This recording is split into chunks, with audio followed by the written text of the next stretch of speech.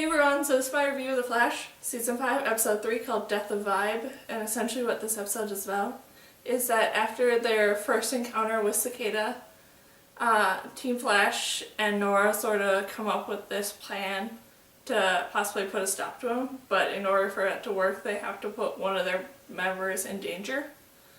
And this was a really, really great episode that did do a good job of having like these sort of two different storylines going on, but like how they end up interconnecting by the end of this episode was really, really great. Where, for the most part in this episode, Team Flash was just trying to track down who Cicada could be and stuff like that. And that was interesting, and I definitely did love the introduction of like this season's Wells, or at least for a short amount of time he will be their sort of Wells, where it's like a Sherlock sort of Wells. But he actually, it comes to discover, isn't actually that great of a detective. And that I find really, really funny.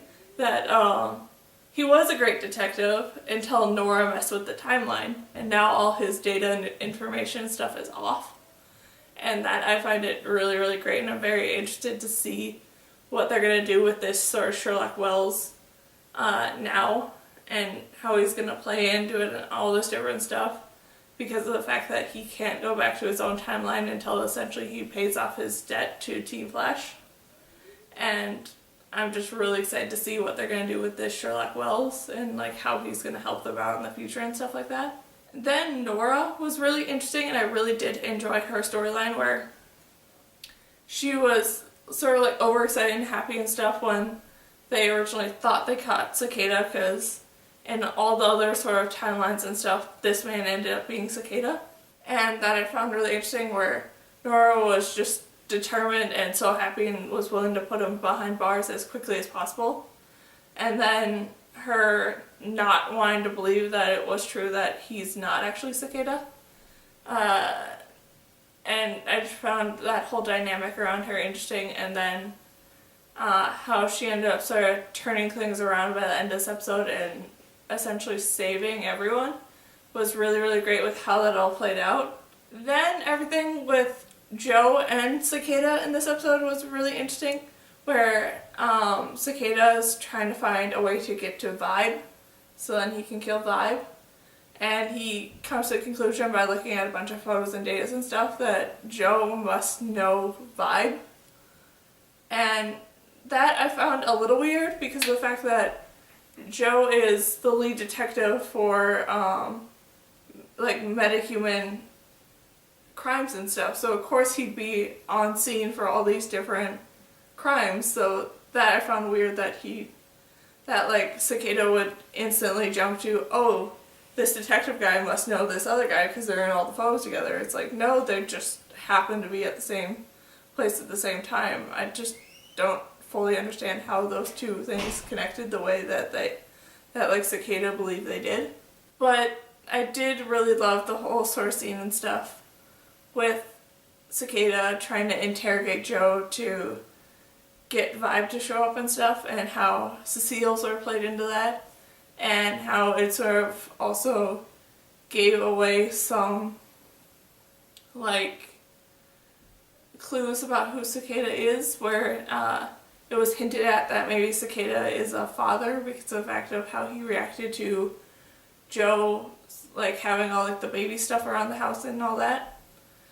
And just, it was really interesting to sort of see an almost human side to this rather faceless character that we've seen so far.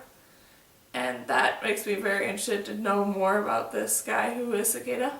Then Ralph in this episode was essentially being Ralph, where he was the comedic sort of side in this episode, which was really interesting to see. Where they did have one scene where Barry was busy working on trying to track down Cicada, so Ralph went and like fought a crime and stuff, and he did it in his very Ralph way. And that was very funny and interesting to see how that was done.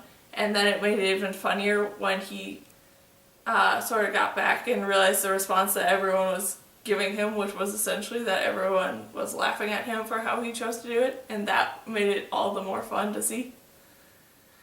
Then everything with Caitlin and her looking into her father's disappearance and stuff like that was interesting, and I really did love with how they chose to play it all out, where Caitlyn's mother rather obviously gave Caitlyn no information about her father and just said to suck it up and believe that he's dead, essentially. And that was fairly predictable for the few times we've met Caitlyn's mother before this. But then looking into the files and finding all this information of letters and stuff to Caitlyn that she never got from her father was interesting, and I definitely did love how it played out, where this game that Caitlyn and her father used to play ended up being the thing she needed to solve to find the clues to realize that her father is alive, and I really did love that. And I loved even more that it did play into her sort of sciencey side, that she's always been this very sciencey kid, and that I really, really loved. And then just overall, this was a really amazing and well done episode in my opinion, that I'm really excited to see what they're going to do next, and how all these different players are going to interact and stuff, and how this new Sherlock Wells is going to fit in and all that. I'm just really excited to see how it's all going to work out. And so, yeah, that's my review of The Flash, Season 5, Episode 3, called The Death of Vibe. So, yeah.